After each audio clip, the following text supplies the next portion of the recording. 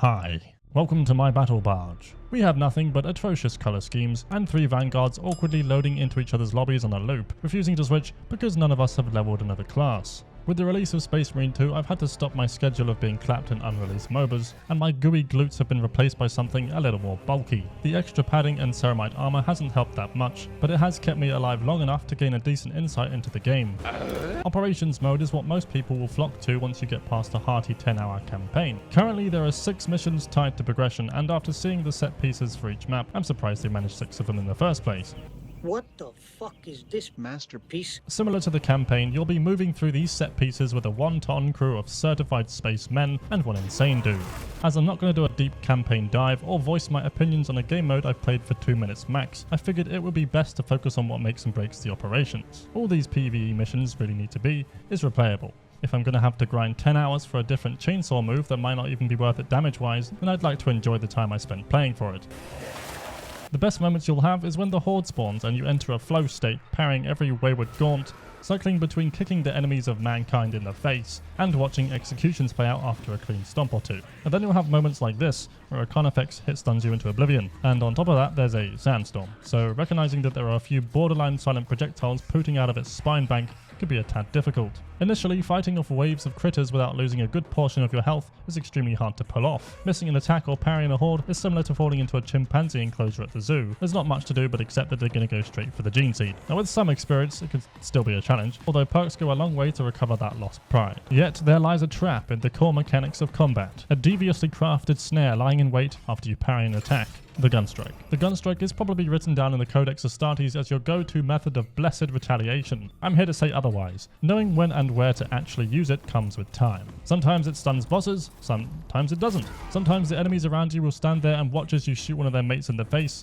Sometimes they don't. That said, provided you didn't take a block weapon, something which the game doesn't inform you about, it's the biggest piece of dog shit. Parrying takes front and center when dealing with crowds safely.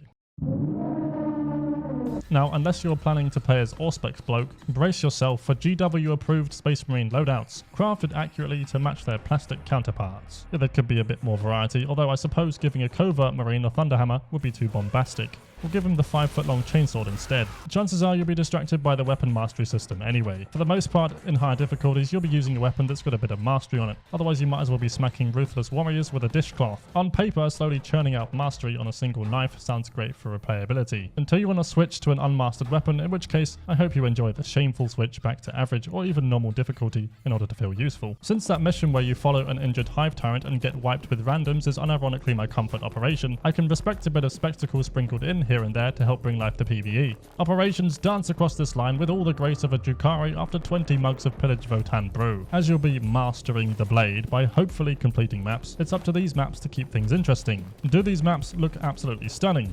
I'd say so. Did I enjoy putting down an anemic Chaos Drake after completing a puzzle worthy of Gilliman's finest 4 times in a row?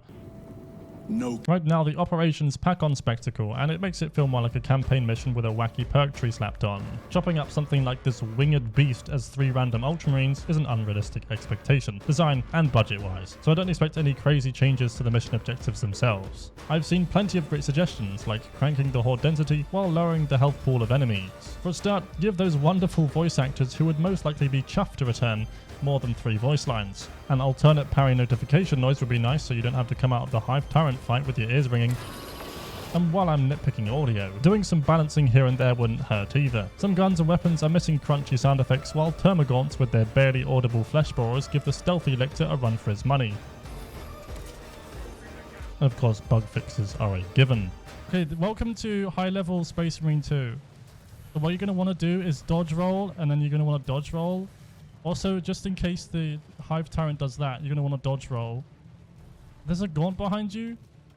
You could either parry or you could dodge roll. Space Marine 2 has launched with a great base for replayable PvE. It has a lot of potential, but for now, as you queue up for quick play with a 90% chance of being dumped into Infernus, or unlock perks after a hard fought mission and realize that none of them amount to any sort of change in playstyle, the cracks begin to show. And that's fine. I mean, the honeymoon phase is ending, just in time for the September patch that will definitely fix everything, even your financial problems after buying the gold edition. For those who are a bit fed up of smacking scarcely sentient tin cans, or those craving meaty targets who don't float in the air, I would direct you to Darktide, a game which has unavoidably molded my taste in horde shooters, and a massively replayable, soon to be less of a gambling simulator worth your time. Well, the Emperor protects.